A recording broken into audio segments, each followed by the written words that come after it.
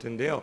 할례는 마음에 받는 것이라는 말씀의 제목으로 함께 말씀을 나누고 또 기도하고자 합니다. 이 모방은 창조의 어머니이다라는 말이 있죠. 이 말에 대해서 어떤 생각이 드십니까? 어떤 분들은 모방에 의해서 그리스도인이 되는 것도 가능하다라고 생각하시는 분들이 있죠. 그래서 남이 가니까 나도 교회에 가고, 남이 찬송을 부르니까 나도 찬송을 부르게 되고, 남이 기도하니까 나도 기도하게 됩니다. 그리고 남이 성경을 읽으니까 나도 한번 성경을 펴서 읽어보게 되죠. 그러면서 세월이 흘러가고 연륜이 한 해 한 해 쌓여가게 됩니다. 그러다가 어느 날 생각하기를 나도 이만큼 교회 생활을 하고 적응을 잘했으니까 크리스천이지라는 생각을 하게 됩니다. 그런데 이것은 전적인 착각이고 오해라고 말할 수가 있습니다. 그렇게 생각하는 사람은 그리스도인이 되는 것을 외형적으로 모방했을 뿐이지 아직 그리스도인으로 태어나지는 않은 것입니다. 성경은 영적으로 거듭나야 한다라고 말씀합니다. 정말로 영적으로 거듭난 일이 없다면 모든 교회 생활에 무난하게 적응을 하고 있다라고 할지라도 아직 그리스도인이라고 말할 수는 없는 것이죠. 겉으로는 누가 보아도 그리스도인처럼 보이고 또 그렇게 행동합니다. 그러나 속사람은 예수 그리스도의 생명과 전혀 무관한 사람으로 살아가면서 교회 안에 들어와서 앉아있을 수 있다라는 것입니다. 오늘 본문에서 사도 바울은 누가 진정한 유대인인가에 대해서 아주 중요한 문제를 제기하고 있습니다. 28절과 29절의 말씀에는 무릇 표면적 유대인이 유대인이 아니요 표면적 육신의 할례가 아니니라 오직 이면적 유대인이 유대인이며 할례는 마음에 할지니 영에 있고 율법 조문에 있지 아니한 것이라 라고 결론을 맺습니다. 표면적 유대인, 즉 겉으로 나타난 유대인이라는 사실이 내가 유대인됨을 증명하는 것이 아니다라는 것입니다. 오직 이면적인 유대인, 즉 내면의 마음 가운데 있는 유대인이 되어야 진정한 유대인이라고 할 수 있죠. 저는 여러분들과 함께 그 당시에 있던 많은 유대인들이 이 표면적인 유대인의 자리에 머물 수밖에 없었던 이유를 함께 살펴보고자 합니다. 또한 그것을 통해서 오늘 이 시대에 살아가고 있는 수많은 그리스도인들이 교회를 드나들면서도 아직도 표면적인 이 신앙의 자리에 머물고 있는지를 살펴보고자 합니다. 우리가 표면적 신앙에 빠지는 이유 가운데 하나는 이 종교적인 특권에만 집착하고 이 종교적인 책임에 태만하기 때문에 그렇습니다. 본문은 유대인이 자랑하고 있는 종교적인 특권에 대해서 계속해서 나열하고 있는 것을 알 수가 있죠. 17절부터 20절까지의 말씀을 보시면 유대인들은 자신이 유대인이라는 사실에 얼마나 큰 자부심을 가지고 있었는지에 대해서 알 수가 있습니다. 함께 17절부터 20절까지 말씀을 보시고 다시 한번 같이 읽어보시겠습니다. 유대인이라 불리는 내가 율법을 의지하며 하나님을 자랑하며 율법의 교훈을 받아 하나님의 뜻을 알고 지극히 선한 것을 분간하며 맹인의 길을 인도하는 자요 어둠에 있는 자의 빛이요 율법에 있는 지식과 진리의 모본을 가진 자로서 어리석은 자의 교사요 어린아이의 선생이라고 스스로 믿으니 유대인 즉 유다라는 말은 원래 찬양이라는 뜻의 아름다운 이름입니다. 그래서 유대인이라는 말은 곧 하나님을 찬양하는 사람이라는 뜻이 있죠. 이름에서도 알 수 있듯이 유대인들은 자신들이 하나님을 찬양하는 사람이라는 것에 대해서 굉장히 자랑스러워했습니다. 뿐만 아니라 하나님의 율법을 가지고 있었고 또 그 율법의 말씀을 들을 수 있는 환경을 가지고 있다는 것에 대해서 감사를 하고 있었죠. 유대인들은 하나님의 말씀을 가지고 있었고 또 그 말씀을 가까이 하는 환경 가운데 살고 있었다는 것이 엄청난 특권이라고 말할 수가 있을 겁니다. 게다가 유대인들은 하나님이 어떤 분이신지에 대해서 분명히 알고 있었던 사람들이었죠. 18절의 말씀을 다시 보시면 율법의 교훈을 받아 하나님의 뜻을 알고라는 말씀이 나옵니다. 이처럼 유대인들은 하나님이 기뻐하시는 바가 무엇인지 하나님의 뜻을 알고 있었던 사람들이었습니다. 뿐만 아니라 18절 후반절의 말씀을 보시면 지극히 선한 것을 분간하며 라고 나옵니다. 무엇이 선이고 무엇이 악인지 분간하지 못하는 것이 죄의 시작이 되는데 유대인들은 무엇이 하나님을 기쁘게 하고 무엇이 하나님을 기쁘시게 하지 못하는지에 대해서 분명히 알던 사람들이었습니다. 그런데 이런 유대인들의 비극이 무엇이었을까요? 하나님께서 베풀어 주신 종교적인 특권에 대해서 감사를 누립니다. 그런데 이것으로 끝나버렸다는 데에서 문제가 생겨버린 것입니다. 누가복음 18장에서는 바리새인과 세리의 기도 장면이 나오고 있죠. 바리새인과 세리가 어느 날 기도하러 성전에 올라갑니다. 누가복음 18장 11절을 보면 이때의 바리새인의 기도의 모습이 나옵니다. 바리새인은 서서 따로 기도하여 이르되 하나님이여 나는 다른 사람들 곧 토색, 불의, 간음하는 자들과 같지 아니하고 이 세리와도 같지 아니함을 감사하나이다. 바리새인은 서서 따로 기도했습니다. 한마디로 세리 근처에 가까이 가기도 꺼려하면서 가까이 다가가지도 않은 것입니다. 그래서 따로 서서 기도합니다. 무엇을 기도합니까? 하나님이 그들에게 베풀어 주신 종교적인 특권, 즉 그들을 구별하시고 성별하신 것에 대한 감사를 합니다. 물론 이 자체가 잘못이라고 말할 수 없을지도 모릅니다. 하지만 바리새인들은 자신들의 종교적인 특권만을 고백합니다. 즉 자기와 다른 사람들, 그들이 입술로 고백한 토색하고 간음하고 불의하는 사람들을 향해서 어떻게 다가가야 하는지를 몰랐던 것입니다. 오늘날 우리의 기도의 내용도 마찬가지입니다. 하나님께서 나를 구원하신 이유가 무엇일까요? 나를 선택하시고 거듭나게 하시고 하나님의 자녀가 되게 하신 이유가 무엇일까요? 예수 그리스도를 구주로 하고 고백하게 만드신 이유가 무엇일까요? 즉 하나님께서 오늘 저와 여러분에게 이 자리에서 예배드릴 때 우리에게 기대하시는 삶의 모습이라는 것이 무엇일까요? 우리는 어떤 삶을 살아가야 할까요? 유대인들은 그들을 하나님께서 하나님의 자녀로 삼아주신 은혜에 대해서 감사하는 삶을 살았습니다. 그러나 주님께서 동시에 그들 자신에게 기대하는 삶에 대해서 질문이 없었습니다. 그것이 바로 유대인들이 표면적인 신앙에만 머물 수밖에 없었던 첫 번째 이유입니다. 우리가 표면적인 신앙에 빠지는 이유가 무엇일까요? 두 번째로는 먼저 자기 자신을 돌아보지 않기 때문에 그렇습니다. 유대인들의 자부심이 무엇이라고 말씀드렸습니까? 그들은 하나님의 말씀을 가지고 있고 또 구별된 자들이라는 것이 그들의 자부심이었습니다. 함께 본문 19절부터 21절까지의 말씀을 같이 읽어보시겠습니다. 맹인의 길을 인도하는 자요, 어둠에 있는 자의 빛이요, 율법에 있는 지식과 진리의 모본을 가진 자로서 어리석은 자의 교사요, 어린아이의 선생이라고 스스로 믿으니 그러면 다른 사람을 가르치는 내가 내 자신은 가르치지 아니하느냐? 도둑질하지 말라 선포하는 내가 도둑질하느냐? 유대인들은 지금 스스로를 어떤 사람이라고 자처하고 있습니까? 19절의 시작부터 그들은 맹인의 길을 인도하는 자라고 스스로를 자처하고 있습니다. 게다가 20절을 보시면 자신들을 어리석은 자의 교사요, 어린아이의 선생이라고 스스로 믿었습니다. 즉 자신들이 어린아이와 같이 영적으로 미성숙한 사람들을 가르치는 스승이라고 자처하고 있었다라는 것입니다. 그러나 바울은 21절에서 그들에게 이러한 질문을 던집니다. 그러면 다른 사람을 가르치는 내가 내 자신을 가르치지 아니하느냐? 사랑하는 성도 여러분, 이것이 바로 하나님께서 오늘 우리에게 하시는 말씀 가운데 하나입니다. 우리는 때때로 남에 대해서는 엄격하고 자신에 대해서는 관대한 모습을 보일 때가 많다는 것이죠. 남을 비판하는 그 잣대를 나 자신에게는 들이대지 않습니다. 다른 사람들이 부정한 행동을 하면 도적질이라고 비판하면서도 내가 똑같은 일을 할 때는 그럴 수도 있지 하면서 넘어가는 것이 우리입니다.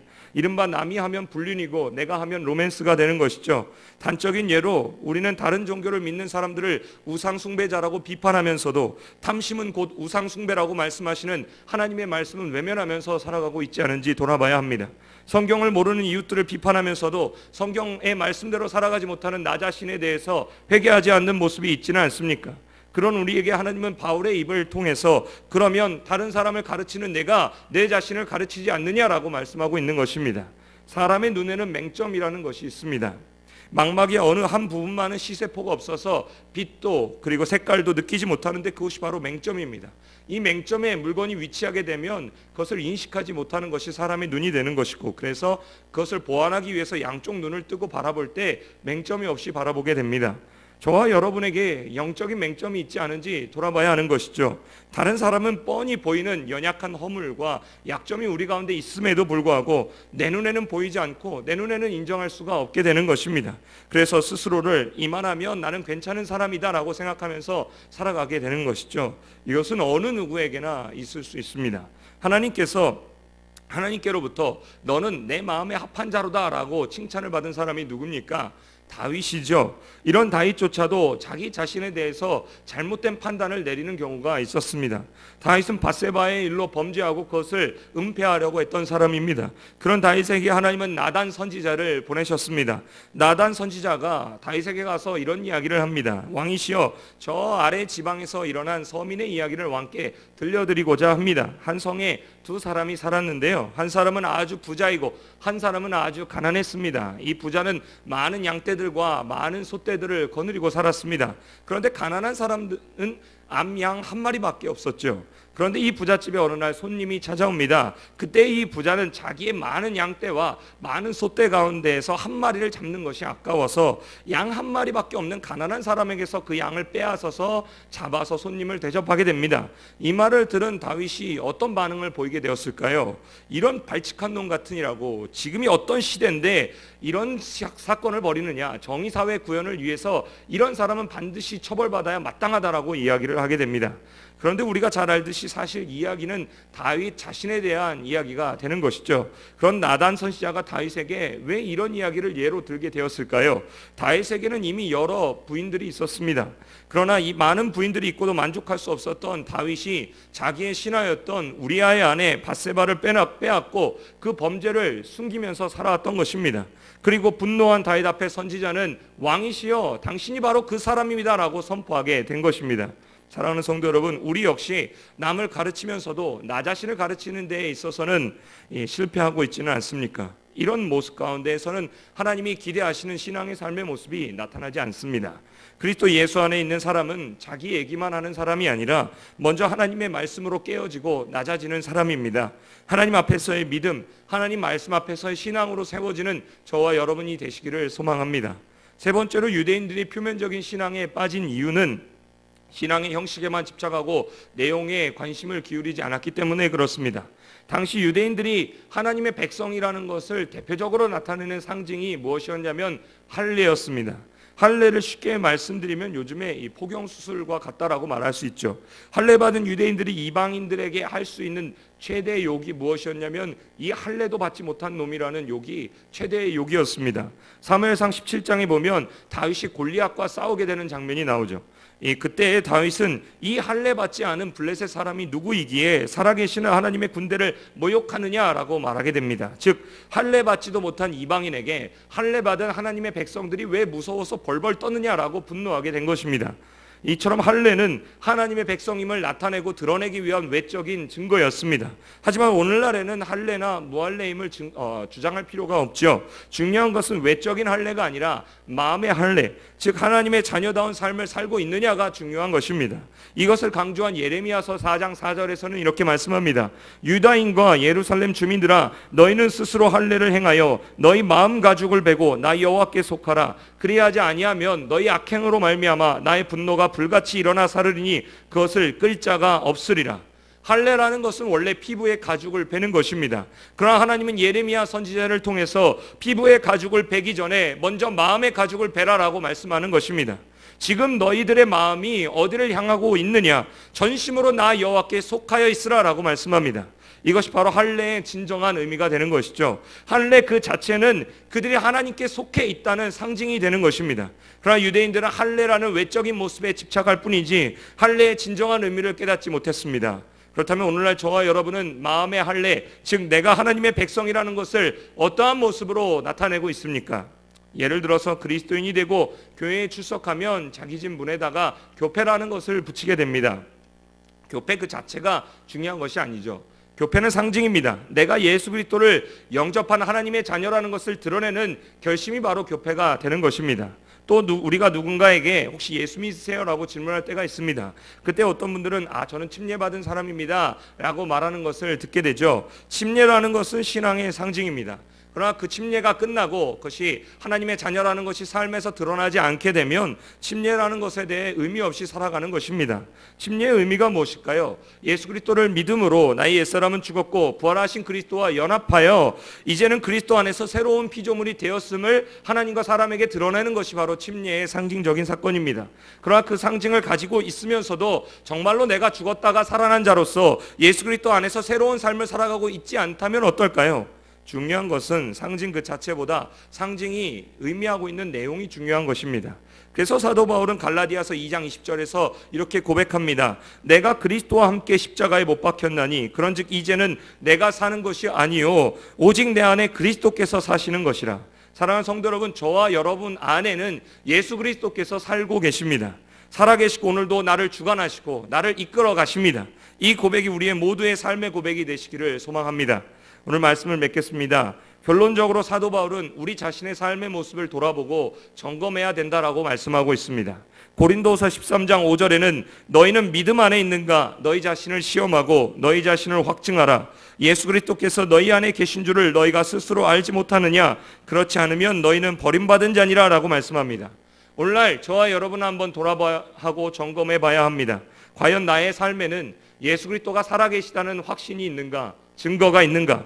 내 안에 그리스도가 살아계시고 움직이시고 나를 다스리시고 나를 주관하신다는 것이 내 삶 가운데 나타나고 있는가? 나의 가족들과 이웃들이 나의 살아계심을 통해서 나의 살아있음을 통해서 나의 삶을 통해서 하나님이 살아계심을 보고 있는가라는 것이 중요합니다. 사랑하는 성도 여러분, 저 사람 예수 믿고 하나님의 말씀을 가까이 하더니 분명히 달라졌다라는 말씀을 듣고 계십니까? 아니면 혹시 저 사람도 교회 다니고 찬송도 가끔 부르고 기도도 하는 것 같은데 그거 말고는 예수 안 믿는 나랑 똑같네라는 말을 듣고 계십니까? 이런 형식적인 모습만 가지고 있던 유대인들을 향해서 바울은 하나님의 말씀을 이렇게 선언합니다. 함께 본문 2장 24절의 말씀을 보시고 같이 읽어보시겠습니다.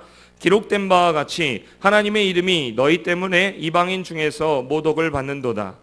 오늘날 우리가 외적인 종교 생활만 하고 하나님의 뜻을 찾지 않는다면 우리를 통해서 하나님의 이름이 모독을 받는다는 것을 성경은 말씀하고 있습니다.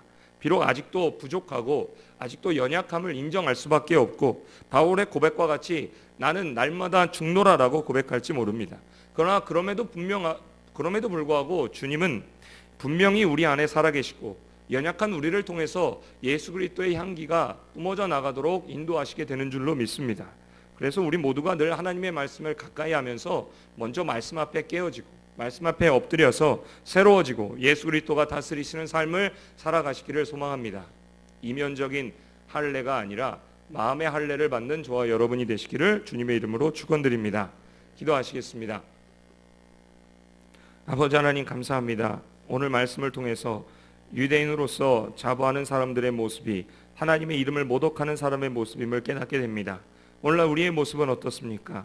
하나님께서 베풀어 주신 종교적인 특권에만 자부하고 하나님께서 베풀어 주신 말씀을 듣고 있다는 사실에만 감사하고 있지 않습니까? 하나님의 말씀대로 살아가는 삶을 살게 하여 주시옵소서. 오늘도 내 안에 예수 그리스도께서 살아계시고 나를 통해서 하나님의 말씀을 드러내게 하신다는 사실에 감사하며 주님의 뜻대로 살아갈 수 있는 우리가 되게 하여 주시옵소서.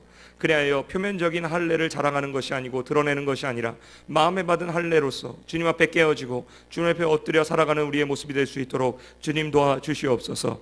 감사드리며 우리를 구원하신 예수님의 이름으로 기도드립니다. 아멘.